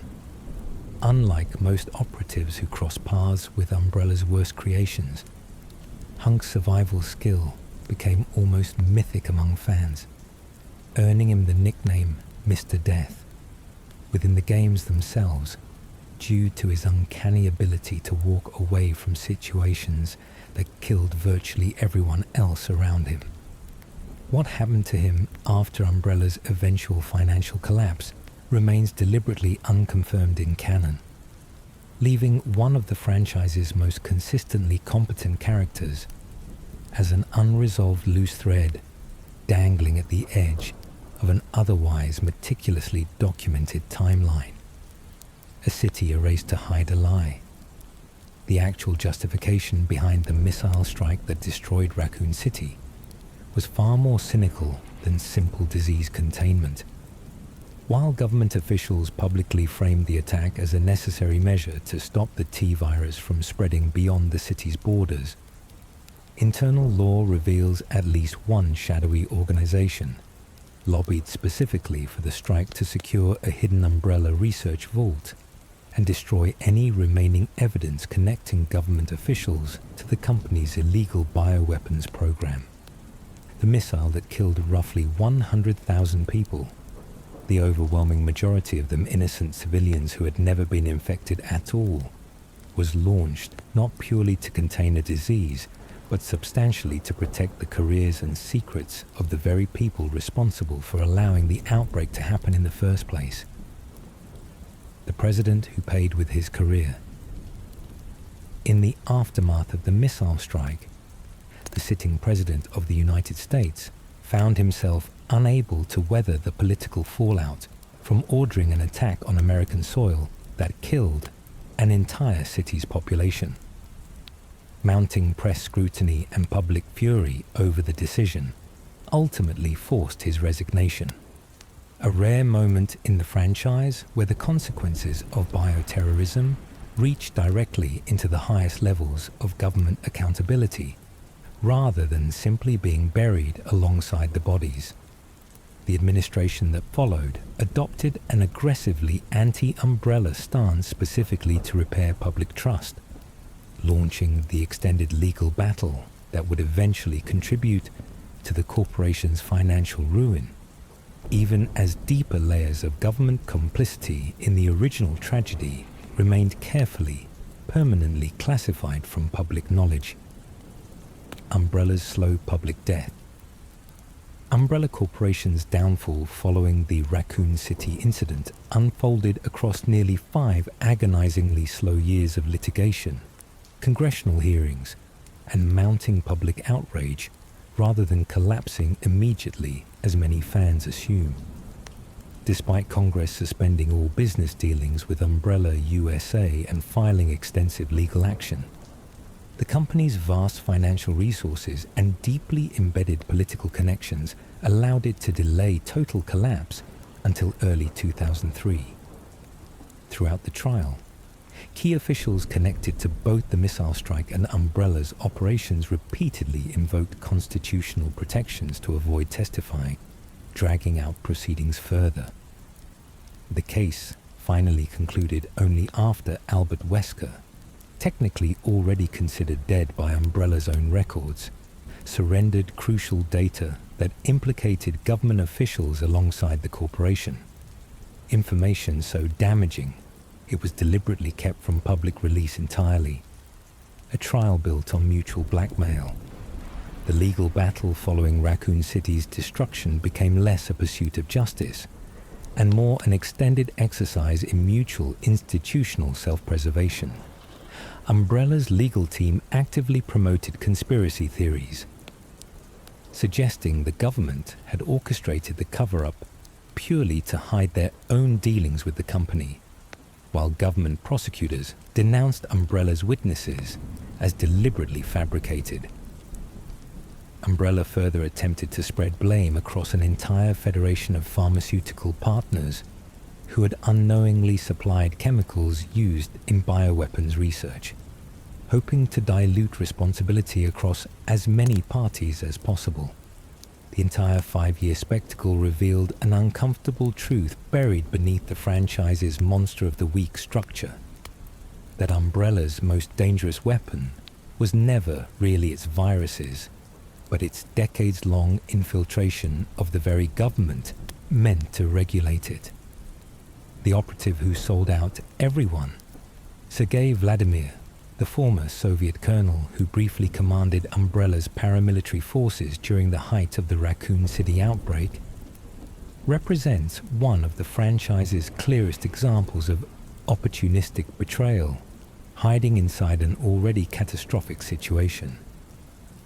Rather than focusing his forces on stopping the spread of infection or assisting trapped civilians, Vladimir prioritized securing valuable research samples and eliminating witnesses who might testify against the company, treating an active lethal viral outbreak as primarily an opportunity for personal advancement within Umbrella's increasingly chaotic command structure.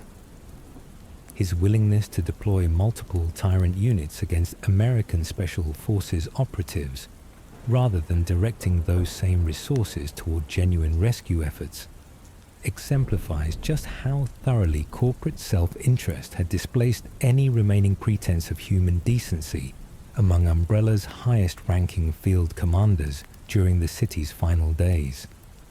A soldier's quiet disappearance.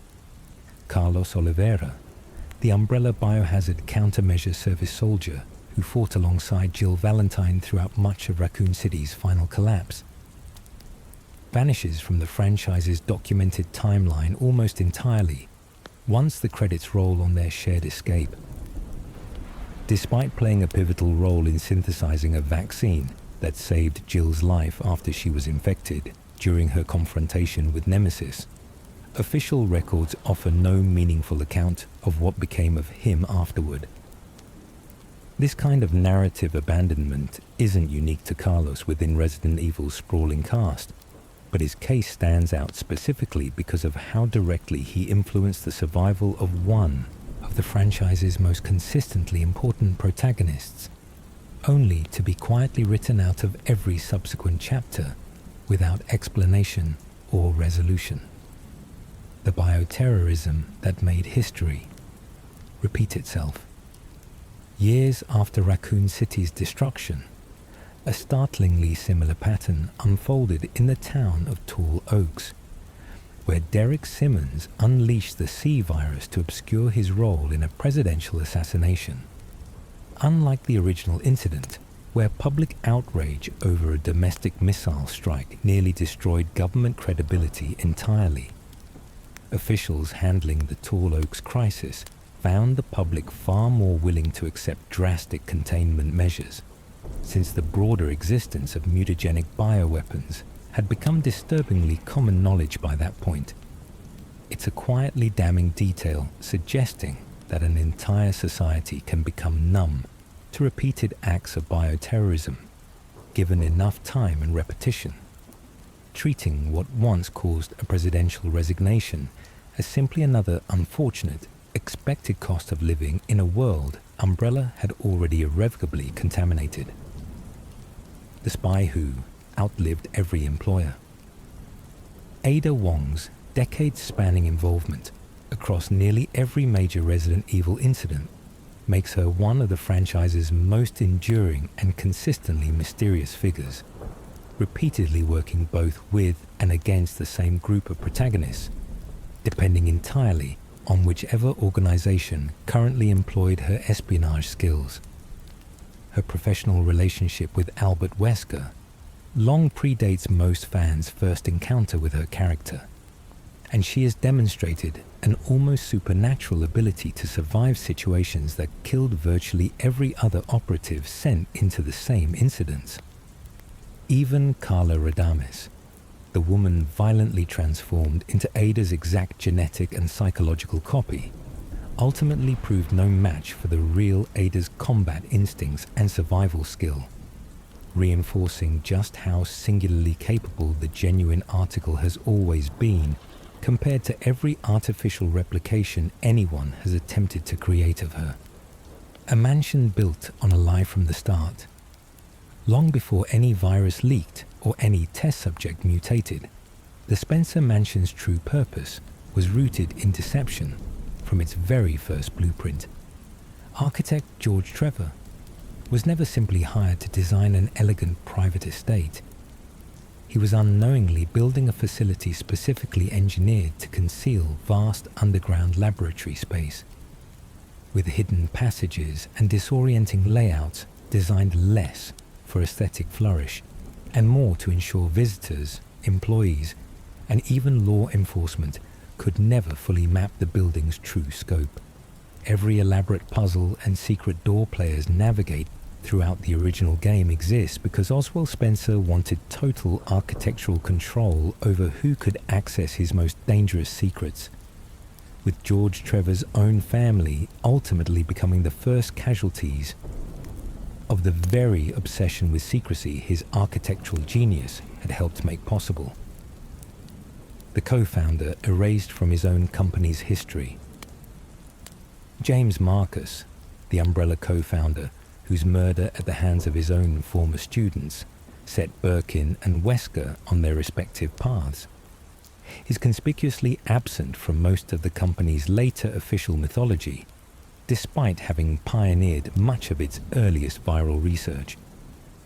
Long before T-virus or G-virus research existed, Marcus had spent years studying leeches, specifically for their collective hive-like behavior, theorizing that a virus modeled on their networked biology could eventually be fused with human subjects, work he conducted out of a remote training facility in the Arklay Mountains that Umbrella would later quietly repurpose and largely forget about. Once he became inconvenient to Spencer's ambitions, the company didn't simply remove him from leadership. It erased him from the official record entirely, leaving even some of Umbrella's own later researchers unaware that the man's foundational research was the reason their viral programs existed at all. The Insect Queen's Revenge. From Beyond the Grave. James Marcus's death didn't end his influence over Umbrella's future, even though the company desperately wanted it to. Decades after his assassination, Marcus's consciousness resurfaced through a horrifying biological vector tied directly to his own lifelong obsession with the leeches and their collective hive-like behavior, manifesting as a grotesque, parasitic entity capable of taking control of human and animal hosts alike. This posthumous return forced Umbrella's own creations to confront the literal ghost of a man they had murdered to protect their secrets. A fittingly ironic twist for a company built on the assumption that eliminating inconvenient people permanently erases the problems they represent, when in truth, Marcus's vengeful biological legacy proved every bit as difficult to contain as any virus the company had intentionally engineered. The daughter who inherited her father's cage. Rebecca Chambers, the youngest member of STAR's Bravo team, during the original Spencer Mansion incident, survived an ordeal that should have ended her career before it truly began. Yet the franchise rarely acknowledges just how disturbing her introduction to bioterrorism actually was for someone barely out of her medical training. Thrust into direct contact with some of Umbrella's most dangerous early bioweapons, mere hours after her helicopter crash separated her from the rest of her team.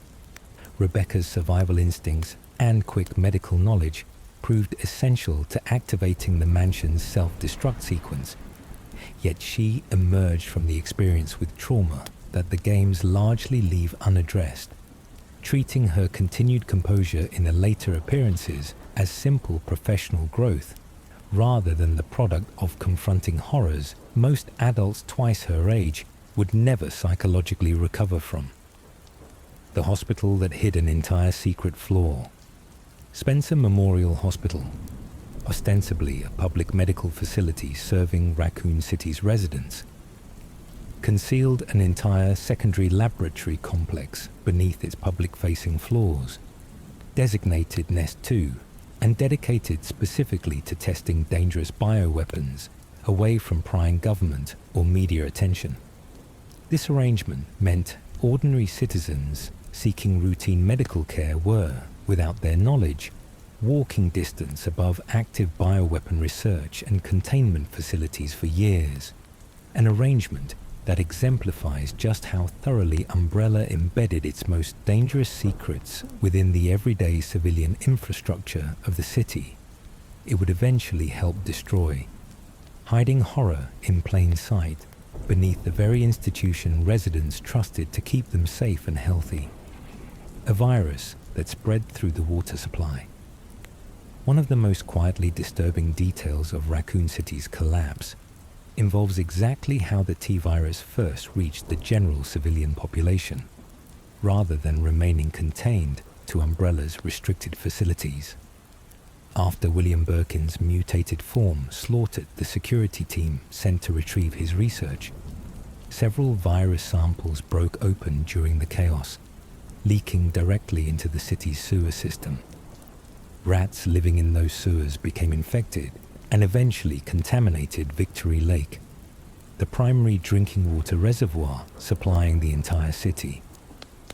Thousands of ordinary residents who had never set foot anywhere near an Umbrella facility became infected simply by drinking water from their own taps, transforming what could have remained a contained laboratory accident into a city-wide catastrophe through nothing more sinister than basic municipal plumbing. The game that lets you play as the infected.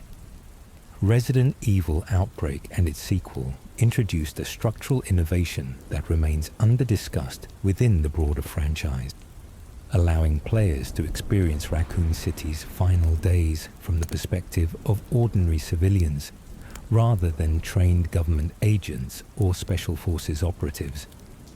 These playable characters included a waitress, a subway worker, a security guard, and a university student. Individuals with no combat training and no understanding of bioweapons, forced to survive using whatever they could scavenge from an increasingly hostile urban environment.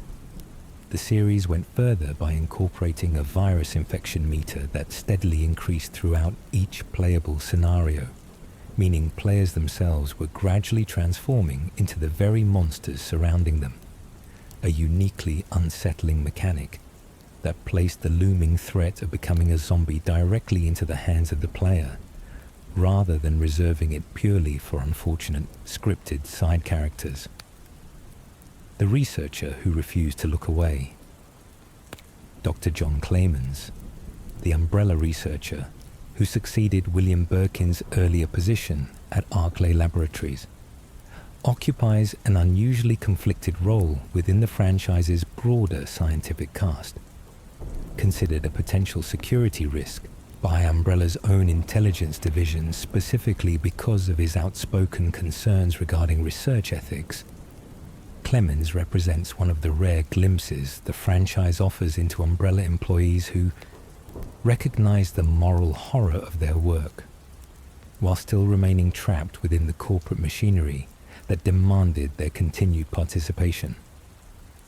His assigned task of personally disposing of Lisa Trevor's body after her execution placed him at the direct intersection of corporate cruelty and individual conscience, a quiet, largely unexplored tragedy buried within Umbrella's vast bureaucracy of complicity.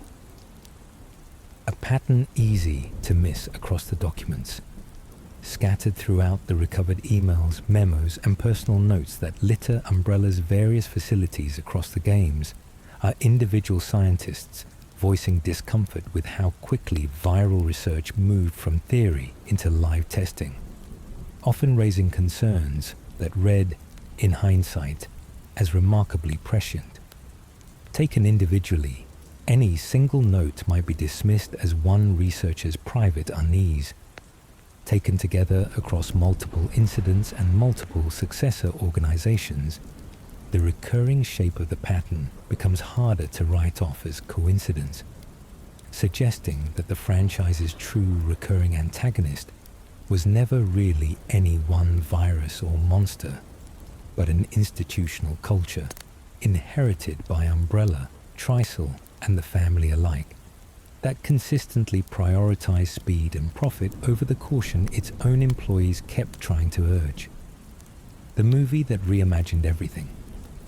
When Capcom partnered with filmmakers to bring Resident Evil to the big screen, the resulting franchise diverged so significantly from the game's established canon that it essentially created its own separate continuity, introducing original characters like Alice, who never existed within the source material at all. This decision generated lasting tension among longtime fans, who felt the films prioritized stylized action over the slower, more atmospheric dread that defined the games. Yet the movie series ultimately became the most commercially successful video game film franchise in history, grossing over $1 billion across its theatrical run, despite consistently lukewarm critical reception, proving that audiences unfamiliar with the game's deeper lore were perfectly willing to embrace an entirely different, more action-oriented vision of Umbrella's horrors. A reboot that finally embraced the source material.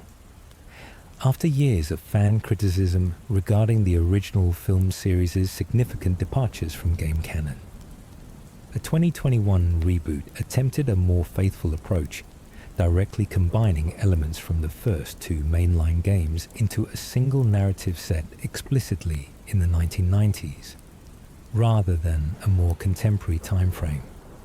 This version reintroduced characters and story beats long absent from the franchise's cinematic adaptations, including a far more faithful depiction of Lisa Trevor's tragic backstory than any previous film attempt.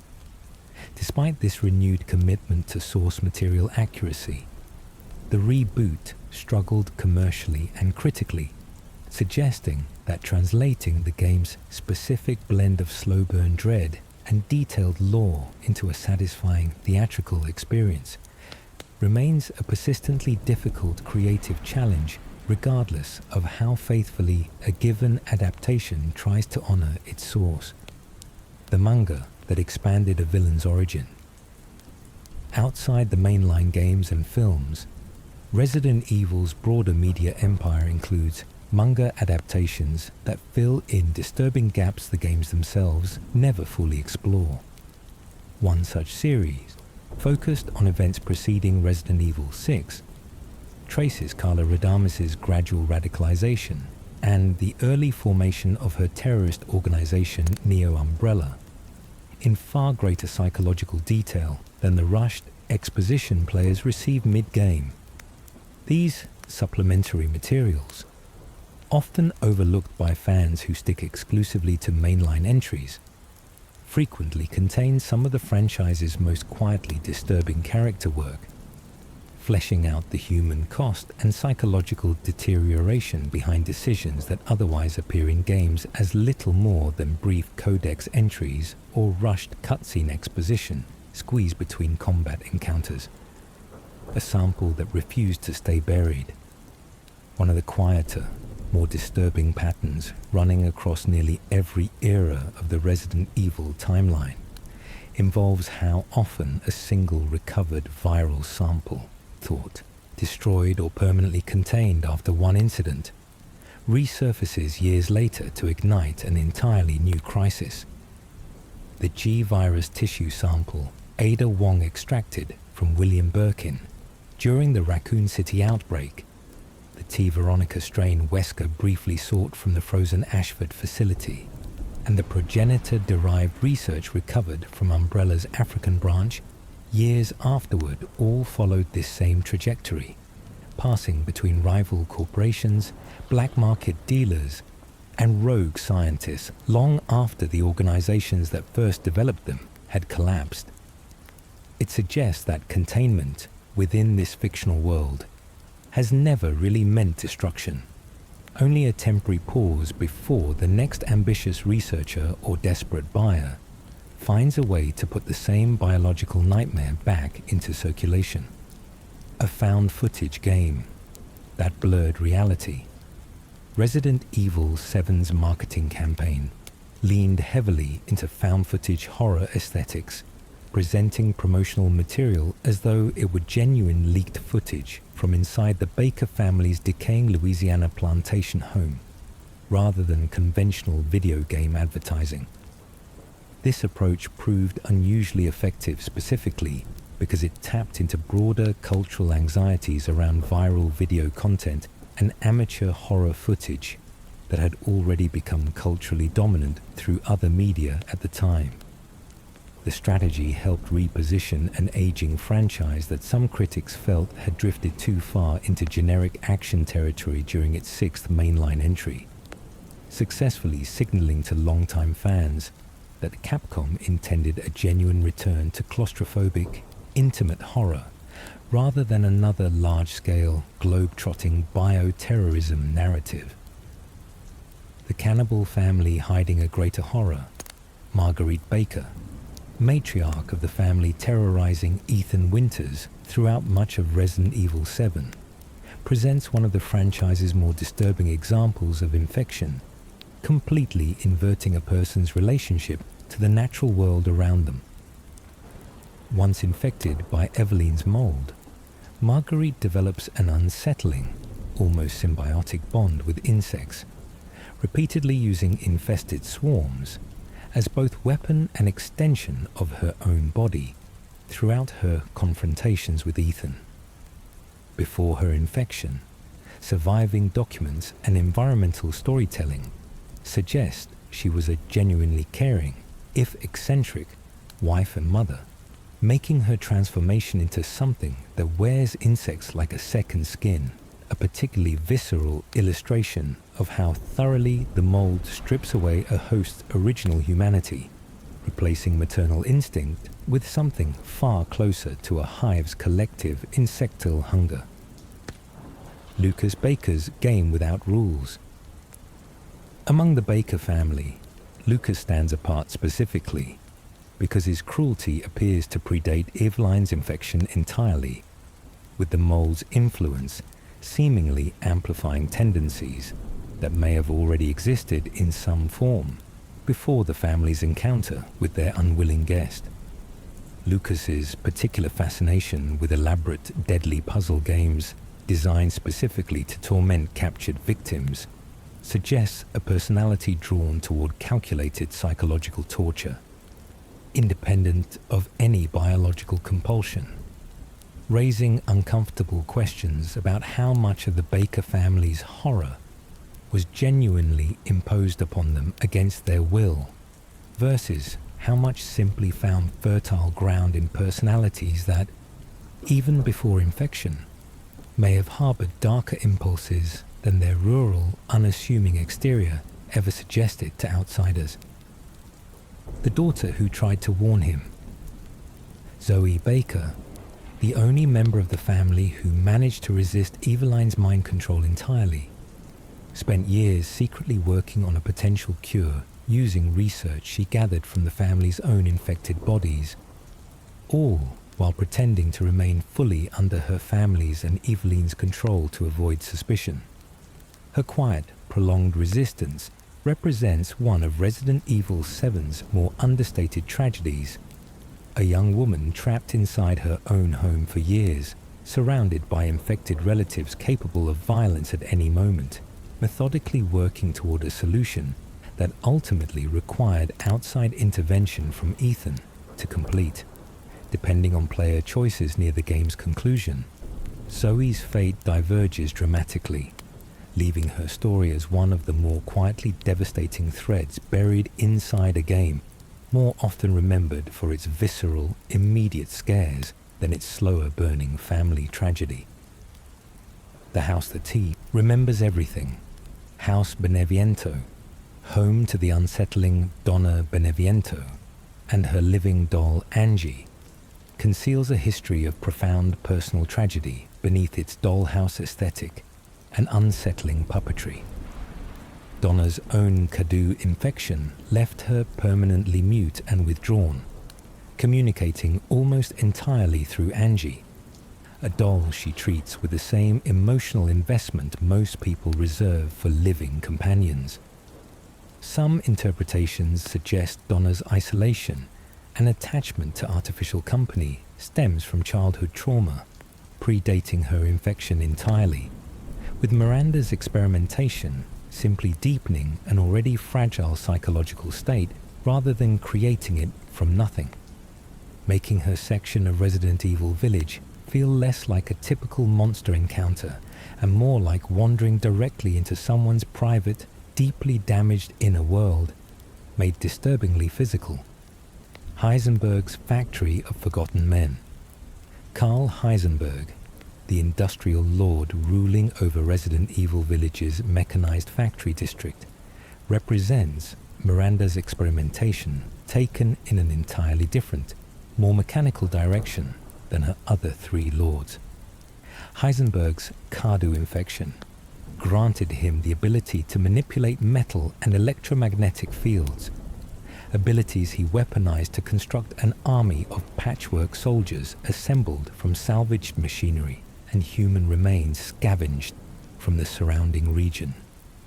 Unlike the other lords, who largely accepted their roles within Miranda's hierarchy, Heisenberg secretly harbored ambitions to overthrow her entirely, viewing himself as perpetually undervalued and disrespected despite decades of loyal service, a resentment that ultimately positions him as one of the more complex, if still thoroughly dangerous figures within the game's broader cast of monstrous aristocrats.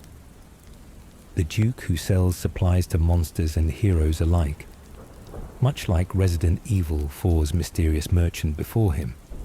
The Duke who provides Ethan Winters with weapons and supplies throughout Resident Evil Village exists in a similarly unexplained narrative space, openly assisting an outsider working directly against Miranda's interests without ever facing consequences from the village's otherwise hostile population. Later game content reveals the Duke's nature to be considerably stranger and more directly tied to the Megamycete's broader influence than the original merchant's ambiguous origins ever suggested, repositioning what initially appeared to be simple gameplay convenience into something considerably more thematically connected to the game's central themes of memory, identity, and the blurred line between separate consciousnesses sharing the same fungal hive mind. The partner, mourned as dead. Jill Valentine's apparent death during a confrontation with Albert Wesker inside an Umbrella-era mansion left Chris Redfield believing his closest friend and former partner had perished, an assumption the franchise allowed to stand uncorrected for years of in-universe time. In reality, Wesker had recovered her badly injured body and kept her alive specifically because the antibodies generated by her earlier T-virus exposure during the Nemesis incident made her biologically priceless, eventually becoming the genetic foundation for an entirely new doomsday virus he intended to unleash on the world. Chris spent years grieving a death that had never actually happened, while the woman he mourned was being held in a coma inside a secret African research facility, her body quietly repurposed as raw material for the very kind of weapon she had spent her career trying to destroy. The device bolted to her heart. Once Jill Valentine awoke from her extended captivity, Wesker had no intention of simply letting her go. Researchers fitted her with an experimental drug delivery device surgically attached directly to her chest, designed to periodically inject a compound that suppressed her free will while granting enhanced strength and reflexes, essentially turning her into an obedient, weaponized version of herself. Stripped of her old uniform and disguised in a featureless mask and battlesuit, Jill was deployed to infect unsuspecting villagers with a new bioweapon and to assist in luring her own former BSAA colleagues into ambushes, fighting against the very people she had once protected.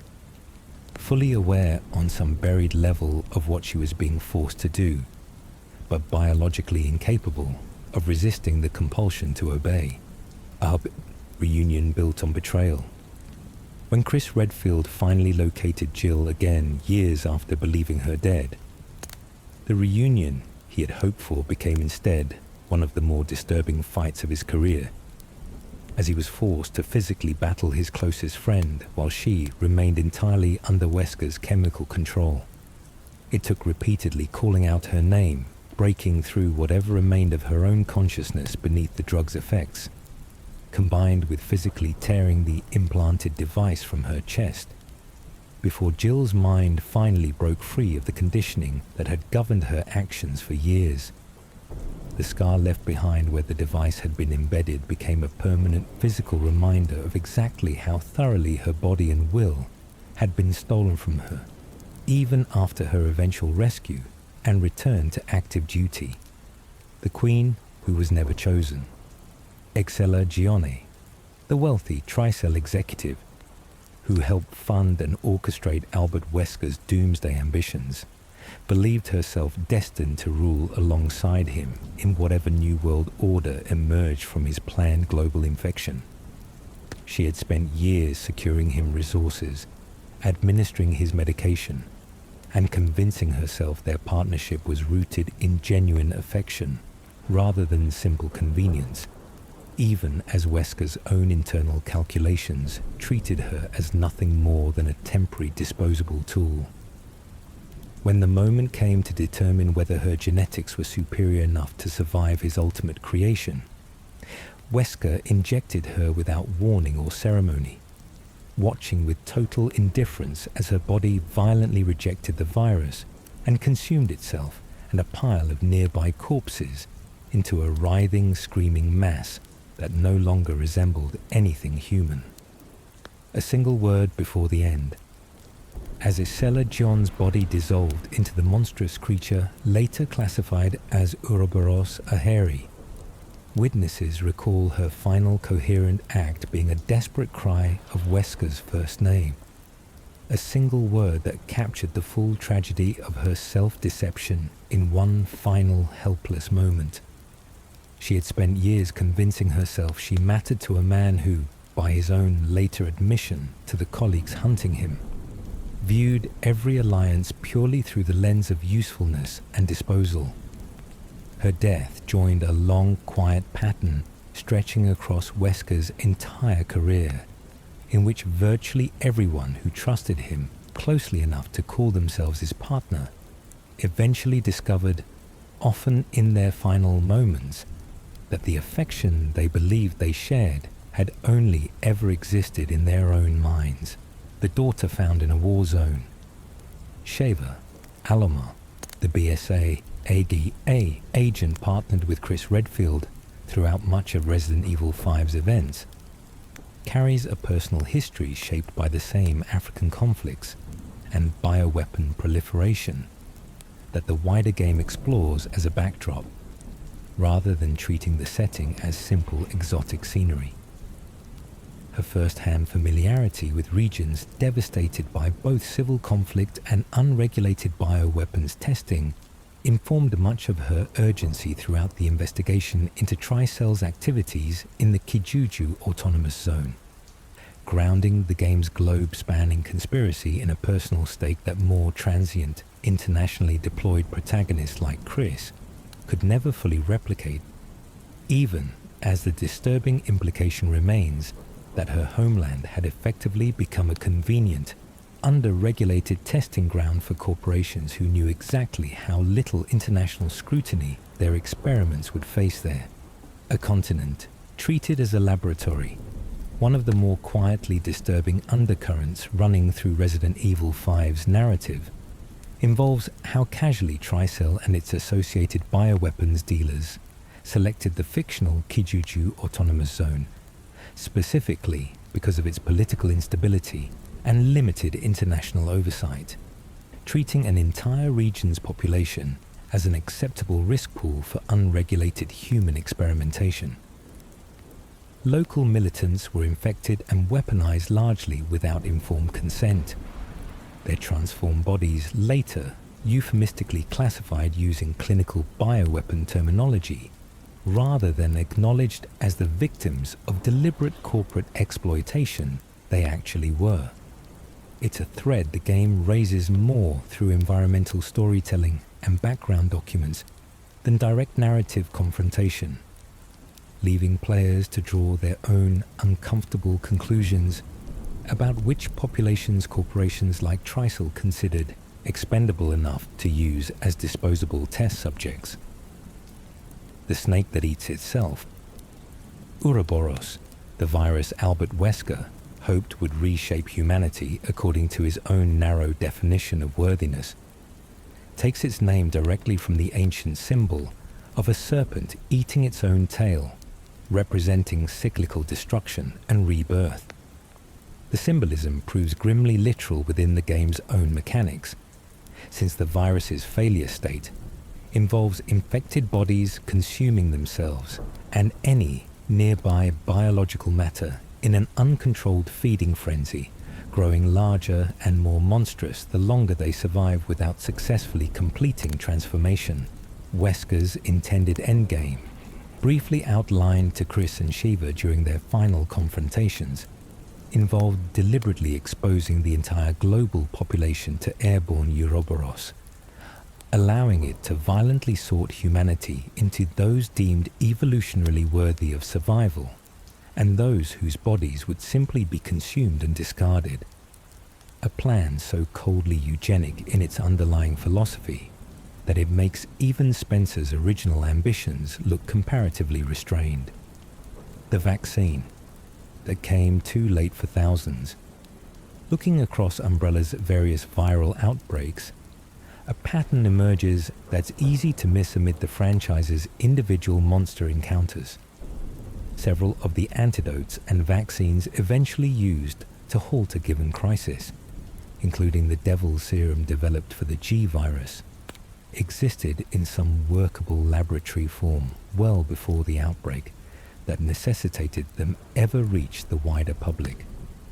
Given how aggressively Umbrella and its successors guarded their bioweapons research from outside scrutiny throughout the timeline, it's reasonable to infer that broader distribution of these countermeasures was withheld less for scientific reasons and more to avoid exposing programs the companies needed to keep hidden. If that inference holds, it would mean a meaningful share of the franchise's civilian death. Toll was never strictly unavoidable, but rather the quiet cost of institutions choosing secrecy over the people put at risk by their own research. the researcher who studied her own mutation. Alex Wesker, the only other surviving subject from the original Wesker Children program alongside her brother Albert, spent decades conducting extensive, deeply personal research into prolonging her own life using techniques derived from the same progenitor-based research that had created her in the first place. Unlike Albert's more outwardly aggressive ambitions, Alex pursued a quieter, more clinically obsessive path, isolating herself on a private island specifically to continue refining methods of extending her own existence indefinitely, ultimately resorting to attempting to transfer her own consciousness into a young girl's body once her natural lifespan neared its biological limit. Her death didn't fully end this ambition either, with later revelations suggesting fragments of her consciousness persisted inside the child she had targeted, continuing the Wesker family's unsettling legacy of refusing to accept the natural boundaries of mortality even decades after both original siblings had supposedly died for good. A child raised to replace someone else's daughter, Natalia Korda, a young girl who became entangled in Alex Wesker's final experiments, represents one of the more quietly disturbing examples of a child being treated purely as a vessel for someone else's unfinished ambitions, rather than as a person with her own independent value. Alex specifically selected Natalia for her ability to read subtle emotional cues in others, a trait Alex hoped to exploit by transferring her own consciousness into the girl's mind and body once her natural one finally failed. The horror of this plan lies less in any single violent action and more in the sheer calculated patience behind it. An adult methodically grooming and monitoring a child for years specifically, so that child's body could eventually be hollowed out and repurposed, a chillingly clinical inversion of parental care that the franchise presents with unsettling restraint, rather than overt spectacle. The island built on forgotten research, the setting of Resident Evil Revelations, a luxury cruise ship turned floating laboratory, called the Queen Zenobia, conceals beneath its elegant decor a research operation tied directly back to Alex Wesker's decades of isolated experimentation, repurposing what should have been a symbol of leisure and wealth into another quiet monument to unchecked scientific ambition. The disconnect between the ship's opulent surface design and the genuine horror festering in its lower decks mirrors a recurring visual motif across the franchise, where Umbrella and its successor organizations consistently favor disguising their most disturbing research beneath settings designed specifically to project safety, luxury, or civic normalcy, ensuring that ordinary people remain blissfully unaware of the horror operating just beneath the surface of spaces they would otherwise consider perfectly safe.